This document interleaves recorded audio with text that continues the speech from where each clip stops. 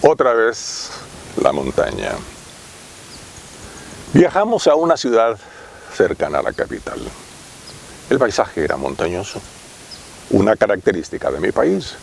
Las cordilleras neblinosas, las nubes blancas y ocre, con un tinte de amarillo limón en la cresta donde la luz golpeaba con más fuerza. El sol, iluminando las altas copas de los árboles y el azul de la profundidad del follaje, despertaron nuevamente en Antonio el recuerdo de su vida en paisajes similares. Su mente se trasladó a las montañas, a los sitios donde había transcurrido una parte importante de lo que debería haber sido llamado niñez. Inevitablemente comenzamos a hablar de eso y yo a hacer anotaciones para estar listo a la hora de relatarlas. Y comenzó a hablar de Ciudad Fantasma, pero muy al norte del país, cerca de la frontera del país vecino del norte. Y me dice que la ciudad toma su nombre del ancho río Fantasma, una fuerte y amplia corriente de agua cristalina que riega muchas manzanas de los más diversos sembradíos. Irónicamente, muy cerca del río, el paisaje también es desértico. Y me entró la curiosidad. ¿Cómo un capitalino llegó a parar a esos parajes tan lejanos? Conocí a Tami en la capital muchos años atrás, me decía, con la mirada perdida en el recuerdo. Y continuó. La conocí en una fiesta. Bailamos toda la noche y mientras bailábamos le canté al oído las bellas baladas que estaban de moda en el momento. Le susurré las tan antiguas palabras de amor. Ella era un par de años menor que yo, baja de estatura, de piel tan blanca como la leche, labios delgados, afilados, pechos pequeños pero bien formados, piernas cortas, cintura estrecha. ¿Nos enamoramos? Y se detuvo.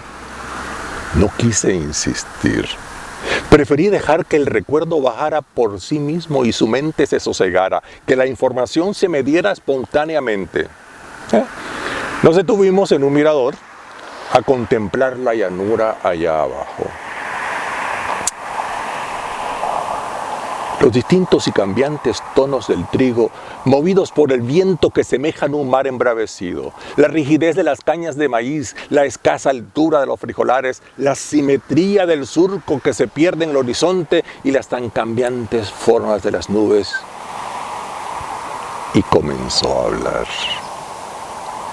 El recuerdo era intenso y lo obligaba a expresarse para lograr desahogo. Es que los recuerdos, aunque lejanos, también pueden ser dolorosos o amenos, alegres o tristes.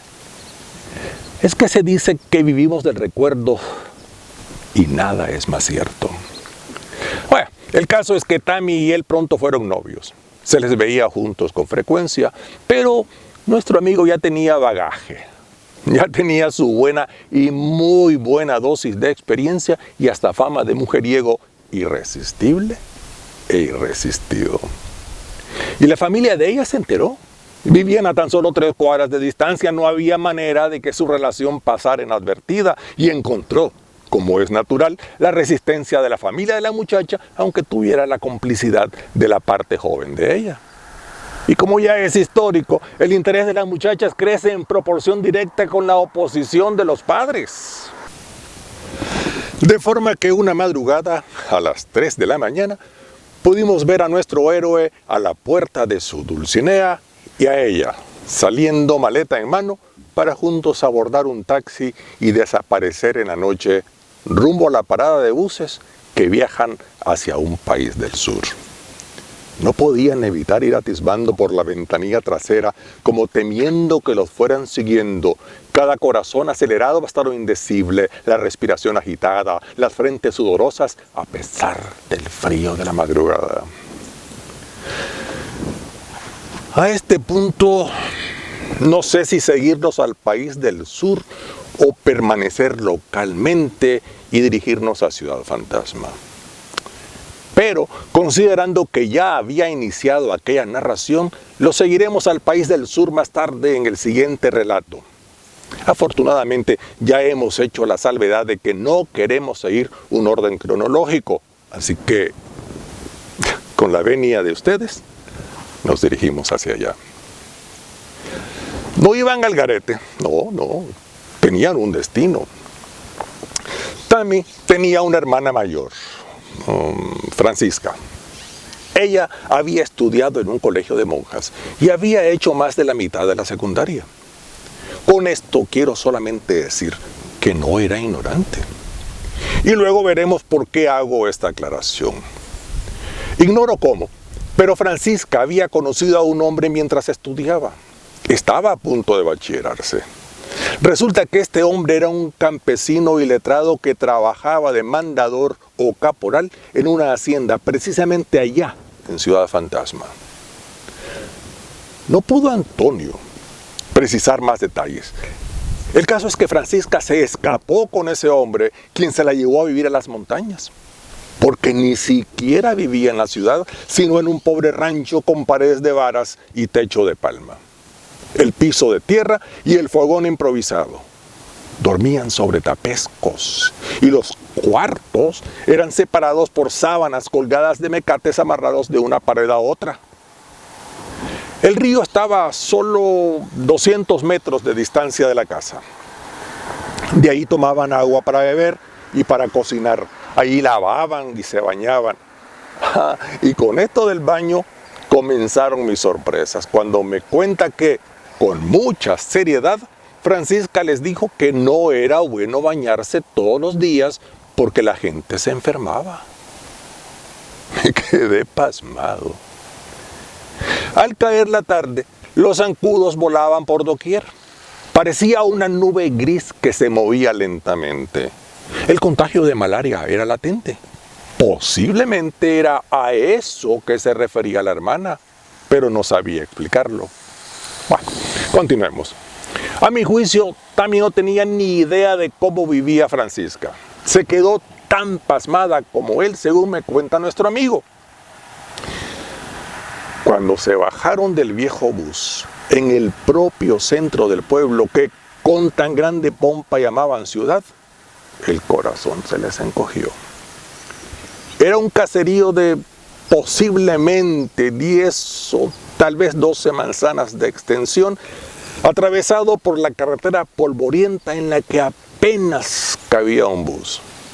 De forma que cuando se encontraban vehículos que venían de frente, uno u otro tenía que salirse un poco de la carretera para poder pasar los dos. Casas de tabla de pino sin trabajar, toscas, con aleros grandes y anchos para protección del sol, que era inclemente en las horas del día.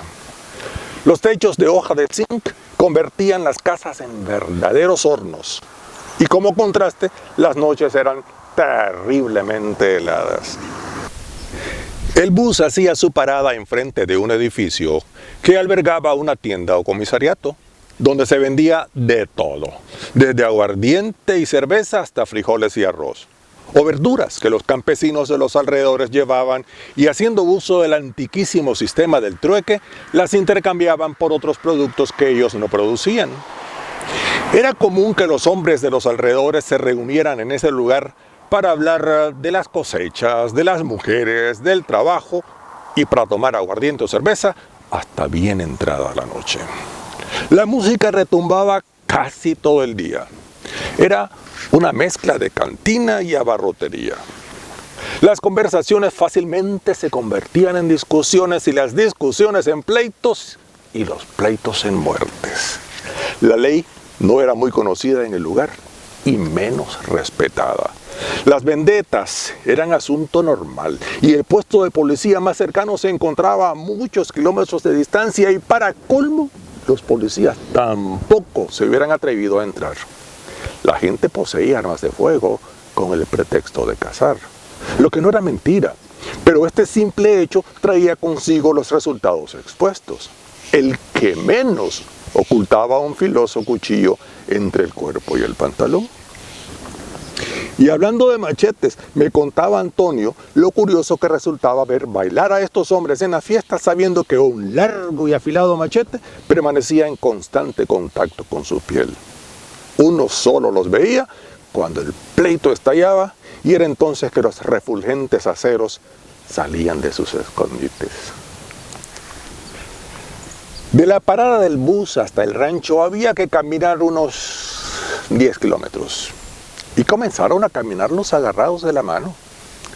El cómo y cuándo ocurrió su primer contacto sexual, me dice que ni siquiera se acuerda. Lo único cierto es que a este punto la virginidad de Tammy había dejado de existir.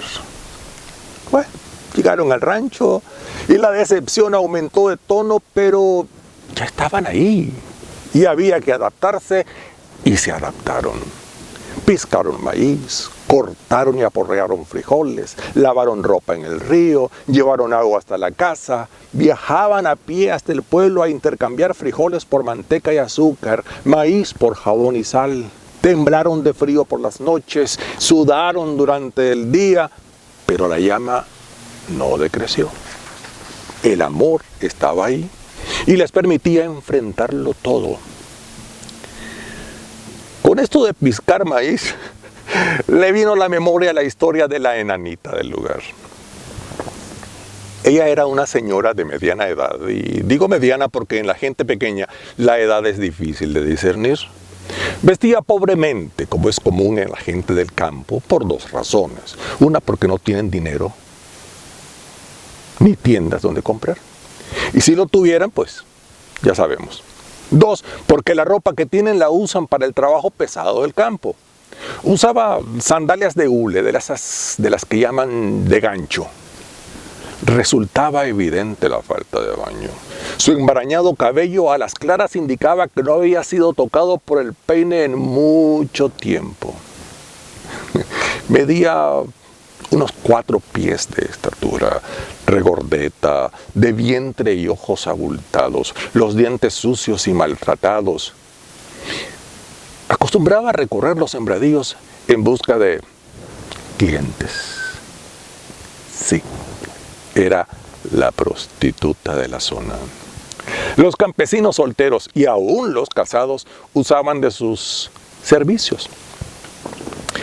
A lo mejor denominarla prostituta no es tan adecuado, porque no todos le pagaban. Y los que lo hacían le daban productos como maíz o frijoles o café a cambio de sexo. A lo mejor solo la llamaremos sobreviviente. Algunos se la llevaban a sus ranchos por 1 o 2 días, la metían dentro de un saco, se lo echaban al hombro, según ellos para pasar inadvertido y a divertirse, se ha dicho. Pero todos sabían, cuando veían a un hombre con un saco vacío en la mano, que pronto lo verían pasar con el saco lleno con la pequeña humanidad de la enanita. Bueno, para ese tiempo se anunciaba el acontecimiento de un eclipse total de luna. Antonio no recuerda el motivo por el cual se le daba tanta publicidad. Tanta que llegó hasta ese apartadísimo rincón de la República a través de periódicos atrasados.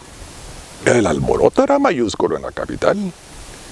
En la montaña no era un simple acontecimiento, no, era apocalipsis. Y se corrió la voz.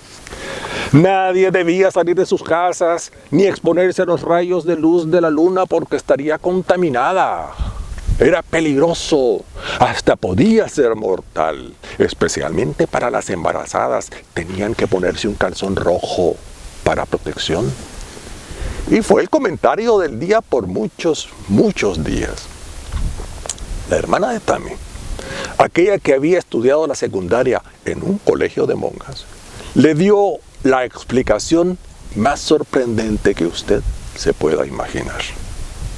Con la cara más seria del mundo dijo: es que el sol y la luna se están peleando y el sol gana y se come a la luna. Por eso es tan peligroso.